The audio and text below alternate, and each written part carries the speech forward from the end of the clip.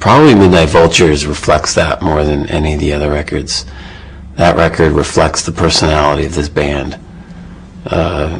You know, myself and these other individuals. And it's just, it's taking a cue from a lot of my earlier records and, you know, combining punk with hip-hop and all these different styles of music and creating this very aggressive chaos, but it's also tempered by an art sensibility, you know. Because for me, it was like when I was 10 and the radio dial in the car turned to a station, all of a sudden "Whip It" by Devo came on. You know, that changed things for me, because I wasn't really that interested in a lot of the hippie rock in the 70s. I just, you know, as a kid, I just tuned it out, or the disco. But, you know, when I heard "Whip It" or the B-52s or Gary Newman and all that, you know, there's a certain kind of, their music is heavy. I mean, it rocks, but it has this other quality to it that I think we've tried to capture. It's got like a punk energy, a punk rawness, but it's also controlled and rigorous. It's like it tapped into the same rigorousness that James Brown and his band had. There's a lot of similarities between a Devo or a Kraftwerk to the JBs, you know. So seeing that link, and that's the link that we've tried to tap into. So where does the interest of folk and country music come from? That's kind of me. That's my personality. Nobody else in the band really comes from that. That's something that I have to draw them into, and I didn't choose to work with people who come from that background, really, because you know, I spent so many years playing traditional music and playing exactly how it was on the records that I'm not really interested in that anymore. I'm interested in coming through the back door, you know, approaching the folk music with different ears and a different point of view. I think it creates something. It creates a different sound. Where did you get the interest from? Where from did you get the interest? For folk music? I don't know. Not really from my parents, and it wasn't like I was hanging out in Greenwich Village in 1965 and all the kids were playing banjos. So, I don't know. I don't know where I got into it. I mean, I think I've always been attracted to music that was in its primal state and its purest form. I'm always interested in going back to the earliest source in things. So, you know, when Tom Waits started making all those arty records in the 80s, you know, when I heard Captain Beefheart, you know, I was like, oh, that's the real Damage, you know, that's the real. So I'm always going into that. I mean, I was into the Doors and the Stones a bit, and then so there was a little bit of that Son House, Robert Johnson flavor, some of that blues thing going on in their music, and then when I heard Son House and Robert Johnson and Mississippi John Hurt, then something lit up, and I was just so attracted to it. I think it was because a lot of the music in the 80s was so artificial and really slick and commercial. That was the aesthetic of the time. You know, that was where the culture was at, and I didn't really relate to it.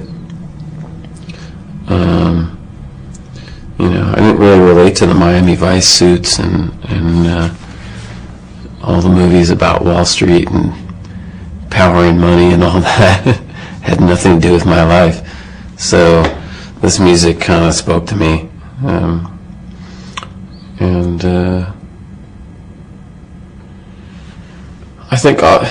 I think another, of course I wasn't conscious of this at the time, but I think another reason maybe is coming from LA, there's not really a lot of sense of history there. There's hardly any links to the past, and even as a teenager, most of the neighborhoods that I knew when I was really young were all torn down or turned into mini malls and developments and housing projects, and so the city that I grew up with was gone by the time I was a teenager. So in a way, this music was like some kind of link with the past. You could sing these words in the music, and you could know that the song was 200 years old, and it was like some ember of previous time. Being able to tap into that was just, I don't know, it gave me something. It fed something in me that was left vacant by my environment. What way left vacant?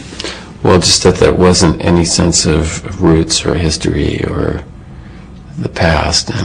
I know that can maybe be oppressive. I have friends who grew up in Europe, and it's beautiful, all the old buildings, but sometimes the past is oppressive. You want to create your own time, but I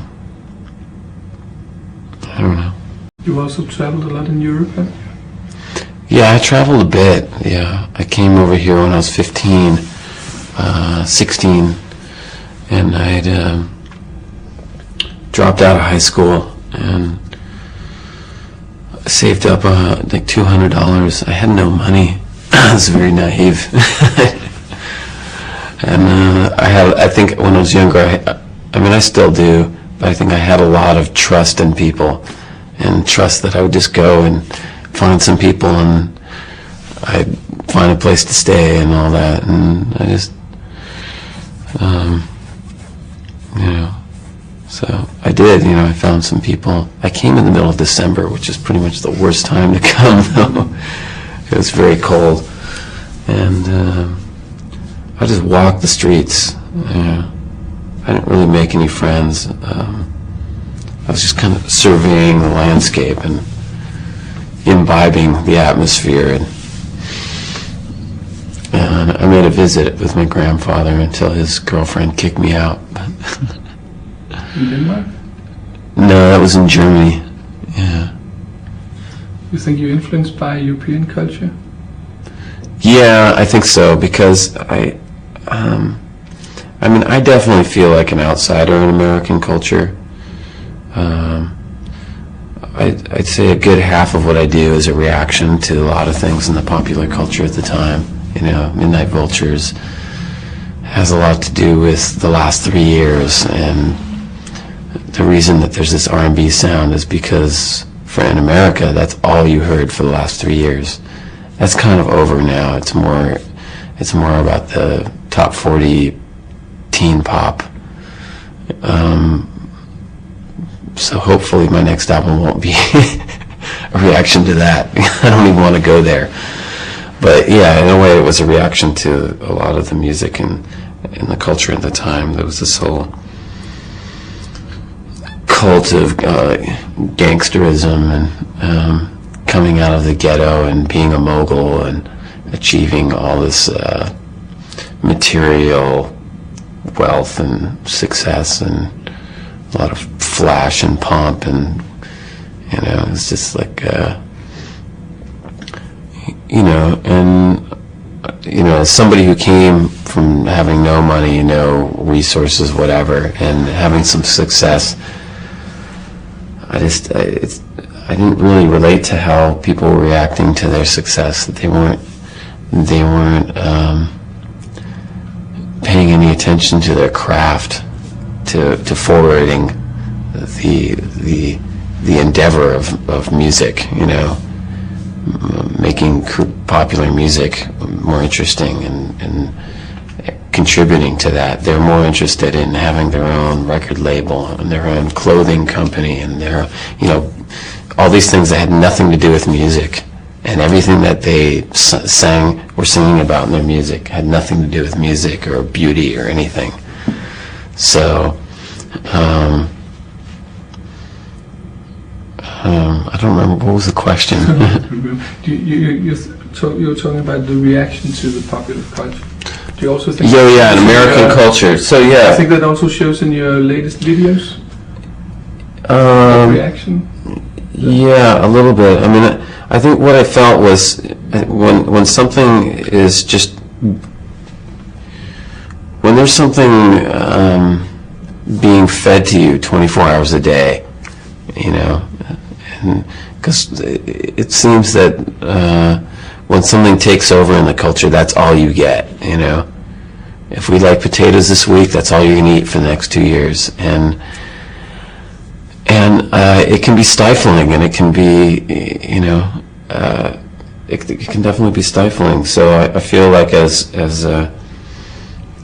you know, one of the things that you get to do as an artist, I mean, being an artist, you can really, or being a songwriter, you have to adhere to certain forms of structure and songs and a melody and all that. You're not like a visual artist where you can kind of be more flexible and incorporate things into your art that have nothing to do with that. But I think one of the licenses you get as a songwriter is you can take things from the culture, things that you find abhorrent and bankrupt or annoying and commercial, and you can take them and rip them apart and rebuild them and create a new version of it and put it out in the world, you know. That's one of the things that it gives you some sort of sense of control in all this, and try to make something beautiful out of all this hideous music. And so that's what I was tapping into on this record, you know. How did you work with you directed the Sex Laws video? Mm-hmm. Yeah. How did you work with it? How did you get the idea? I had a lot of ideas, but I just want to finish up about the American culture, because I mean, as I said, so I feel like an outsider in a lot of it, but I feel American. I mean, I definitely feel American, but a lot of things that have been influential to me were European, you know, going from say Hieronymus Bosch to Pierre Bonnard to you know, Jean Tinguely, and then, you know, in film, Fellini and Buñuel are just huge influences. I think they're more influential on my music than most musicians are, you know. They're just very influential. I was thinking in terms of maybe a Fellini movie on this album, you know. If Fellini was making a movie starring Puff Daddy or Rick James or someone like that, and trying to create something that was artistic and beautiful out of that quality that a Puff Daddy or things in popular culture like that exude, you know, this kind of, they don't exude anything aesthetic or beautiful or timeless. So, and I think Fellini was great at capturing that moment of the worst part of the culture and the frenzy around it, you know, but he captures the beauty of it. So also inspired by. So I think those are all European ideas, and then also a lot of the writers that I grew up reading. I mean, I loved the Kerouacs and the Bukowskis when I was growing up, but you know, like I always say, I mean, Knut Hamsun isn't really known in America, but like that book Hunger was really influential. I read that when I was 14, and those were books that I could relate to.